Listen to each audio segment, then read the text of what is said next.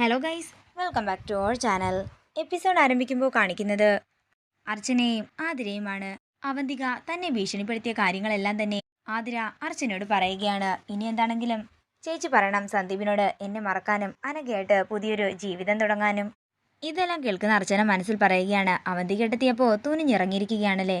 ഇനി എന്തൊക്കെ സംഭവിച്ചാലും ശരി, ആതിരയുടെയും സന്ദീപിന്റെ വിവാഹം ഈ അർച്ചന തന്നെ മുൻകൈയെടുത്ത് നടത്തിയിരിക്കും. അവന്തികേട്ടത്തി കണ്ടോളാൻ അർച്ചന ദേഷ്യത്തോടെ മനസ്സിൽ പറയുകയാണ്. പിന്നീട് കാണിക്കുന്നത് നെല്ലിശ്ശേരിയാണ്. ഓഫീസിൽ നിന്നും വരുന്ന സച്ചി അർച്ചനെ തിരക്കുമ്പോൾ അർച്ചനയുടെ വീട് വരെ പോയിരിക്കുകയാണെന്ന് സ്നേഹ പറയുകയാണ്. ഇത് കേൾക്കുന്ന സച്ചി ദേഷ്യത്തോടെ അങ്ങോട്ടേക്ക് ഇറങ്ങാനൊരുങ്ങുമ്പോൾ സ്നേഹ സച്ചിയെ പിടിച്ചു നിർത്താൻ ശ്രമിക്കുന്നുണ്ടെങ്കിലും അതൊന്നും കേൾക്കാതെ ദേഷ്യത്തോടെ സച്ചി അവിടെ നിന്ന് പോവുകയാണ്. പിന്നീട് കാണിക്കുന്നത് വൃന്ദാവനമാണ്. സന്ദീപിനും ആതിരയ്ക്കും കുറച്ച് സാവകാശം കൊടുക്കണമെന്ന് അർച്ചന പറയുമ്പോൾ അതൊന്നും നടക്കില്ലെന്ന് പറയുകയാണ് അനൂപ്. എന്താണെങ്കിലും ഞാൻ എൻ്റെ അനിയത്തിക്ക് നല്ലൊരാളെ തന്നെ കണ്ടെത്തി അടുത്ത് തന്നെ വിവാഹം നടത്തുമെന്ന് അനൂപ് പറയുമ്പോൾ കമല പറയുകയാണ്. ഇപ്പോൾ ഇങ്ങനൊരു പ്രശ്നമുണ്ടായതുകൊണ്ടല്ലേ നീ അവളുടെ വിവാഹം പെട്ടെന്ന് നടത്തണമെന്ന് പറയുന്നത്. നീ ആദ്യം അച്ചുവിന് പറയാനുള്ളത് കൂടി കേൾക്ക്. ചൂടുവെള്ളത്തിൽ വീണ പൂച്ചയുടെ അവസ്ഥയാണ് എനിക്കിപ്പോൾ. ഒരാളെ തന്നെ ആ വീട്ടിലേക്ക് അയച്ചതിൻ്റെ പശ്ചാത്താപം ഇതുവരെ എനിക്ക് മാറിയിട്ടില്ല. അപ്പോഴാ അടുത്തത്. എന്താ അനൂപേ നീ അവിടെയും ഇവിടെയും ഇല്ലാതെ പറയുന്നത്? എന്തെങ്കിലും പറയാനുണ്ടെങ്കിൽ തെളിച്ചു പറയാൻ മാഷു പറയുമ്പോൾ അർച്ചന പറയുകയാണ്. ഏട്ടനും കൂടിയല്ലേ എന്നെ അങ്ങോട്ടേക്ക് പറഞ്ഞു വിട്ടത്, അല്ലാതെ ഞാൻ പ്രേമിച്ചു പോയതൊന്നുമല്ലല്ലോ. ഏട്ടന് ചില തെറ്റിദ്ധാരണകളൊക്കെ ഉണ്ട്, അതൊക്കെ മാറുമ്പോൾ പ്രശ്നങ്ങളും തീർന്നോളും. തുടർന്ന് അർച്ചന പറയുകയാണ്. ഇപ്പോൾ അവർ തമ്മിൽ ചില സ്വരച്ചേർച്ചയൊക്കെ ഉണ്ട്. പ്രശ്നങ്ങളൊക്കെ തീരുമ്പോൾ സന്ദീപ് വന്ന് വിളിച്ചാൽ ആതിര ഇറങ്ങിപ്പോവുകയും ചെയ്യും.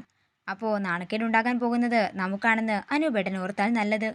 അവളങ്ങനെ ചെയ്യുമോ എന്ന് അനൂപ് ചോദിക്കുമ്പോൾ ചെയ്യില്ലെന്ന് ഏട്ടന് ഉറപ്പുണ്ടെങ്കിൽ ചെയ്യുമെന്ന് എനിക്കുറപ്പുണ്ടെന്നും അർച്ചന പറയുന്നു. അതേസമയം ഡോക്ടർ സന്ധ്യയും മറ്റു ഡോക്ടർമാരും കൂടി നന്ദനെ ചികിത്സിക്കുന്നതാണ് കാണിക്കുന്നത്. മറ്റൊരു ജീവിതം കിട്ടിയാലും അവള് സന്തോഷത്തോടെ ജീവിക്കുമെന്ന് അനൂപേട്ടന് തോന്നുന്നുണ്ടോ? അങ്ങനെയൊന്നും നടക്കാനേ പോകുന്നില്ലെന്ന് അർച്ചന പറയുന്നു. മോളെ, സാവകാശം കിട്ടിയാൽ കാര്യങ്ങളൊക്കെ ശരിയാകുമോ എന്ന് കമല ചോദിക്കുമ്പോൾ അർച്ചന പറയുകയാണ്. അമ്മേ, ഇപ്പോൾ അവിടുത്തെ അച്ഛന് വയ്യാതിരിക്കുകയാണ്. കൊടുത്തുപോയ വാക്കിൽ നിന്നും പിന്മാറേണ്ടി വരുന്നല്ലോ എന്നുള്ള സങ്കടമാണ് അച്ഛന്. അതുകൊണ്ട് തന്നെ എല്ലാവരെയും പറഞ്ഞു മനസ്സിലാക്കാൻ കുറച്ച് സമയമെടുക്കും. അതാ ഞാൻ സാവകാശം ചോദിക്കുന്നത്. മോളെ, ആതിരയുടെ ആഗ്രഹത്തിനൊത്ത് ഒരു ജീവിതം കിട്ടുകയാണെങ്കിൽ കുറച്ച് സാവകാശം എടുത്താലും കുഴപ്പമില്ല. നീ ഇനി ആരുടെയും അനുവാദത്തിന് വേണ്ടി കാത്തു നിൽക്കണ്ടെന്ന് മാഷും കമലയും പറയുന്നു. അങ്ങനെ അർച്ചന അവിടെ നിന്ന് പോകുമ്പോൾ മാഷ് പറയുകയാണ്. കമലെ, അച്ചുമോള് എന്താണോ ആഗ്രഹിച്ചത് അതുപോലെ നടക്കാൻ വേണ്ടി നീയും പ്രാർത്ഥിക്കണം.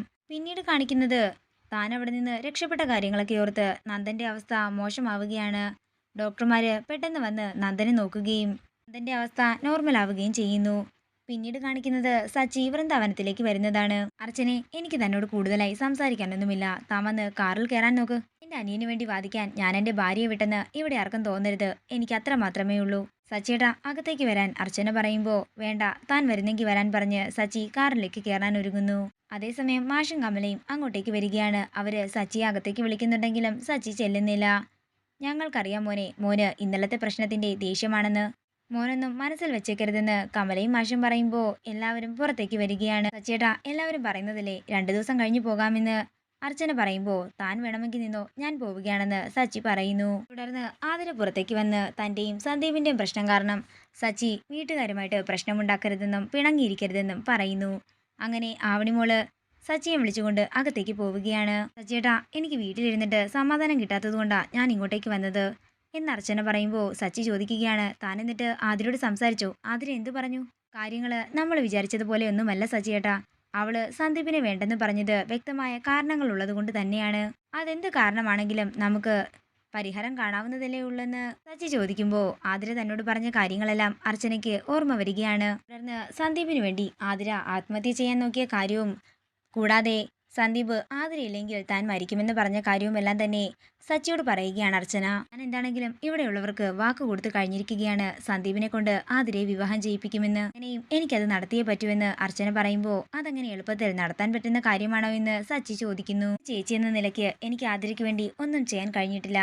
അതുകൊണ്ട് ഏത് വിധേനയും ഞാൻ ആതിരയുടെയും സന്ദീപിന്റെയും വിവാഹം നടത്തിയിരിക്കും. അതിന് ഏതറ്റം വരെ പോകാനും എനിക്കൊരു മടിയുമില്ലെന്ന് അർച്ചന പറയുകയാണ്. ഇതോടുകൂടി ഇന്നത്തെ എപ്പിസോഡ് ഇവിടെ തീരുകയാണ്. വീഡിയോ ഇഷ്ടമായെങ്കിൽ മറക്കാതെ ലൈക്ക് ചെയ്യുക, ഷെയർ ചെയ്യുക, കമൻറ്റ് ചെയ്യുക. കൂടുതൽ സീരിയൽ അപ്ഡേറ്റ്സിനായി മറക്കാതെ സബ്സ്ക്രൈബ് ചെയ്യുക നയൻസ് ക്രിയേഷൻസ്.